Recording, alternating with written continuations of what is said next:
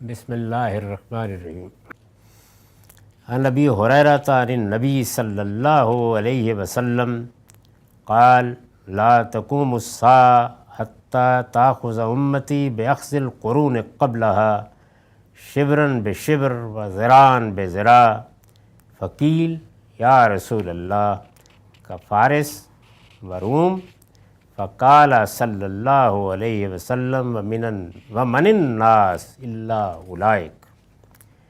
یہ بخاری سے روایت لی گئی ہے، رقم ہے 7319۔ ترجمہ یہ ہے، ابو ہریرہ رضی اللہ عنہ روایت کرتے ہیں کہ رسول اللہ صلی اللہ علیہ وسلم نے فرمایا قیامت نہیں آئے گی یہاں تک کہ میری امت کے لوگ بھی وہی طریقے اختیار کر لیں گے جو ان سے پہلی قوموں نے کیے تھے۔ یہ مضمون اس سے پیچھے بھی ایک روایت میں جا چکا ہے۔ رسول اللہ صلی اللہ علیہ وسلم کو امت کے احوال کا علم بھی دیا گیا، اس کے لیے بہت سے رویا بھی دکھائے گئے۔ یہ تفصیلات روایتوں کی کتابوں میں مل جاتی ہیں، لیکن یہ جو کچھ آپ نے فرمایا ہے یہ اگر بتایا اور دکھایا نہ بھی جائے تو انسان کی فطرت کا مطالعہ ہو تو یہی نتیجہ نکلتا ہے۔ لوگ تو نہیں بدل جائیں گے، وہی انسان ہیں، وہی رویے ہیں، وہی کمزوریاں ہیں، اور ان کے نتائج بھی اللہ کے قانون کے مطابق اسی طرح نکلیں گے جس طرح کے ماضی میں نکلتے رہے ہیں۔ تو فرمایا کہ اس سے پہلے کی جو امتیں رہی ہیں ان کی طرف بھی اللہ کے پیغمبر آئے تھے، ان کو بھی بڑے مرتبے دیے گئے۔ بنی اسرائیل کا اختصاص تو قرآن مجید میں کئی صورتوں میں بیان ہوا ہے۔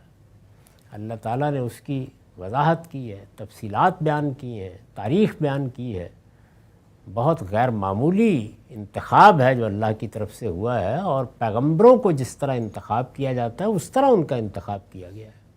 وہی الفاظ ہیں قرآن مجید نے جو سورہ آل عمران میں اختیار کیے ہیں، انہوں نے جو طریقے اختیار کیے اور اس کے باوجود اختیار کیے کہ ان کے ہاں نبوت کا سلسلہ جاری رہا، یعنی پے در پے، جس طرح کہ قرآن بھی بیان کرتا ہے اور بائبل سے بھی معلوم ہوتا ہے کہ پے در پے اللہ کے پیغمبر آتے رہے، ایک کے بعد دوسرا پیغمبر۔ تو فرمایا کہ میری امت کے لوگ بھی وہی طریقے اختیار کر لیں گے جو ان سے پہلی قوموں نے کیے تھے۔ دونوں میں ایسی موافقت ہوگی، یعنی پہلی قوموں میں اور میری امت کے لوگوں میں، گویا بالشت پر بالشت اور ہاتھ پر ہاتھ رکھا ہو، یعنی کوئی سر منہ فرق نہیں رہے گا۔ جس طرح سے انہوں نے اللہ کے حدود کو توڑا ہے یہ بھی توڑیں گے، جس طرح سرکشی اختیار کی ہے ان کے ہاں بھی اس طرح کے سرکش پیدا ہوں گے، جس طرح شرک کی مختلف صورتیں انہوں نے تعویل کر کے اختیار کر لی اور تنبیہ کے باوجود باز نہیں آئے یہ بھی اختیار کریں گے۔ تو وہ سب چیزیں جو ان کے احبار اور رہبان کرتے رہے ہیں، ان کے ملوک اور بادشاہ کرتے رہے ہیں، اس امت میں بھی تم دیکھو گے۔ لوگوں نے پوچھا یا رسول اللہ، جس طرح فارس اور روم کے لوگ ہیں، مثال کے طور پر، یعنی انہوں نے کہا کہ اچھا آپ کا اشارہ اس طرف ہے، یہ معلوم ہے کہ اس سے پہلے جو روایت ہے اس میں یہود و نصارہ کا ذکر تھا، یہاں فارس اور روم کے لوگ ہیں۔ ایک ہی بات مختلف مواقع پر کہی گئی، اسی موقع پر کسی نے ایک سوال کیا، کسی نے دوسرا کیا، سب صورتیں ہو سکتی ہیں۔ تو یہاں یہ ہے کہ جس طرح فارس اور روم کے لوگ ہیں، آپ نے فرمایا ان کے سوا اور کون لوگ ہو سکتے ہیں، یعنی تصویب فرمائی کہ ہاں یہی تو، یہ تمہارے سامنے ان کی تاریخ ہے، دیکھ لو یہ سب کے سب۔ اور روم تو مسیحی تھے، یعنی جب روم کا لفظ بولا جاتا ہے خاص طور پر ہمارے ہاں قرآن میں یا حدیث میں، تو اس سے مراد مسیحی ہوتے ہیں، اس لیے کہ روم انہی کا دارالسلطنت تھا۔ اور دنیا کی سب زبانوں میں یہ اسلوب ہے کہ بعض اوقات کسی قوم کی جو القریٰ ہے، مرکزی بستی ہے یا دارالحکومت ہے، اسی کو گویا قوم کے لیے علامت کے طور پر اختیار کر لیا جاتا ہے۔ تو یہ پوچھا، جواب دیا کہ ہاں۔ تو فارس سے کیا مراد ہے؟ فارس میں زیادہ تر مجوس تھے، یعنی یہ کسریٰ جس علاقے کے بادشاہ تھے وہاں زیادہ تر مجوس تھے، جو ایران کا علاقہ ہے،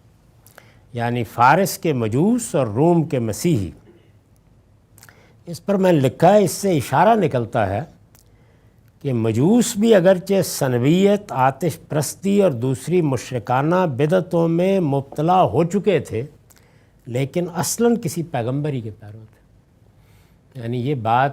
اور روایتوں سے بھی واضح ہوتی ہے۔ اس روایت سے بھی یہی اشارہ نکل رہا ہے کہ مجوس کا معاملہ وہ نہیں ہے جو صوفیانہ مذاہب اختیار کرنے والی قوموں کا ہے، بلکہ یہ کسی پیغمبری کے پیرو تھے۔ اور کوئی وجہ نہیں ہے کہ زرتشت کے بارے میں یہی خیال کیا جائے کہ وہ اللہ کے پیغمبر تھے، صحیح دعوت لے کر آئے، اسی توحید کو انہوں نے پیش کیا، لیکن بعد میں لوگوں نے وہ سب چیزیں اس میں ایجاد کر لیں، جس طرح کے پیغمبروں کی امتوں کے ساتھ ہوتا رہا ہے۔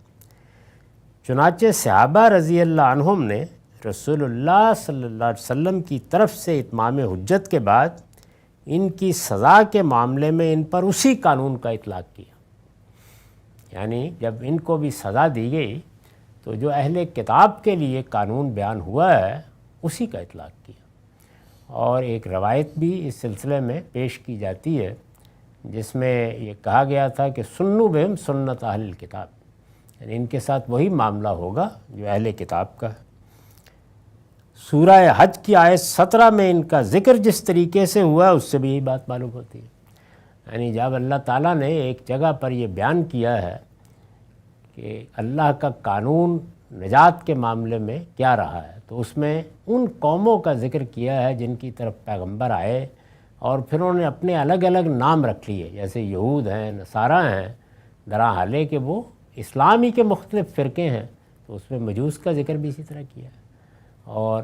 ایسی صورتحال سابعین کے بارے میں، تو یہ صاف معلوم ہوتا ہے کہ یہ سب پیغمبروں ہی کی امتیں ہیں، جن میں کسی کے ہاں بگاڑ کی ایک نوعیت ہے، دوسرے کے ہاں ایک بالکل دوسری نوعیت ہے۔ تو اس سے کم و بیش اس خطے میں جو اقوام آباد تھیں ان کے بارے میں اللہ اور اللہ کے رسول کے بیانات سے یہ بات واضح ہو جاتی ہے کہ زیادہ تر لوگ پیغمبروں ہی کے ماننے والے تھے۔ یہود کے بارے میں تو ہم سب جانتے ہیں کہ ان کی کیا حیثیت ہے، ان پر قرآن نے کس طرح اتمام حجت کیا ہے، ان کو کن الفاظ میں خطاب کیا ہے، ان کی تاریخ کس طرح سنائی ہے، ان کا معاملہ تو بہت ہی واضح ہے۔ نصارہ کے بارے میں بھی یہ تو بتا دیا گیا ہے کہ ان میں بہت سے وہ لوگ بھی شامل ہوئے اور بڑی تعداد میں ہوئے جو بنی اسرائیل میں سے نہیں تھے۔ دعوت عام طور پر پیش کی گئی، دوسری قومیں بھی ایمان لے آئیں۔ سیدنا مسیح علیہ السلام نے آخری وقت میں جو یہ مطالبہ کیا تھا کہ من انصاری اللہ، تو ظاہر ہے کہ اسی پہلو سے کیا تھا کہ اب تم میری دعوت کے علمبردار بنو گے، میں تو اب اپنے پروردگار کے پاس جا رہا ہوں، لیکن اب تمہیں میرا مددگار بننا ہے، اللہ کے دین کی طرف بلانے کے لیے تم نکل جاؤ۔ تو یہ لوگ جو سیدنا مسیح کے حواری تھے یا ان کے ساتھی تھے، یہ بنی اسرائیل کی بستیوں میں بھی نکلے، دور دراز کے علاقوں میں، اور دوسری قوموں کی طرف بھی گئے، اور اللہ نے ان کی دعوت کو فروغ دیا۔ بہت بڑے پیمانے کے اوپر لوگ ایمان لائے، سیدنا مسیح کے ماننے والے ہوئے، یہاں تک کہ اس وقت دنیا کو اگر آپ دیکھیں تو سب سے بڑی تعداد انہی لوگوں کی جن کی دعوت سیدنا مسیح کے حواریوں نے ان تک پہنچائی تھی۔ ایسا ہی معاملہ مجوس کا اپنے زمانے میں رہا ہوگا۔ مجوس کی ایک بڑی ہی طویل تاریخ ہے، بعض لوگ تو اس تاریخ کو ہزاروں سال تک پھیلاتے ہیں، تو نہیں کہا جا سکتا کہ بعد کے ادوار میں کیا تبدیلیاں، کیا تغیرات آئے، لیکن اس سے یہ واضح ہو جاتا ہے کہ پیغمبروں ہی کی دعوت ہے جو اس سارے علاقے میں پھیلی، پیغمبروں ہی کی دعوت ہے جس کے علمبردار مختلف جگہوں پر پہنچے، اور پھر ان کی یہ امتیں ہیں جنہوں نے الگ الگ اپنے نام بھی رکھ لیے اور تاریخ کے مختلف ادوار میں مختلف بدعتیں بھی ایجاد کیں، شرک میں بھی مبتلا ہوئے، اور اپنے مذہب کی تعبیرات میں بھی بڑی بڑی غلطیاں کیں۔ اللہ کا یہ کرم ہوا کہ اسی خطے میں پھر اللہ نے اپنے آخری پیغمبر کو پیدا کیا تاکہ ان کے لیے حق کو آخری درجے میں واضح کر دیا جائے۔ وآخر دعوانا الحمدللہ رب العالمین۔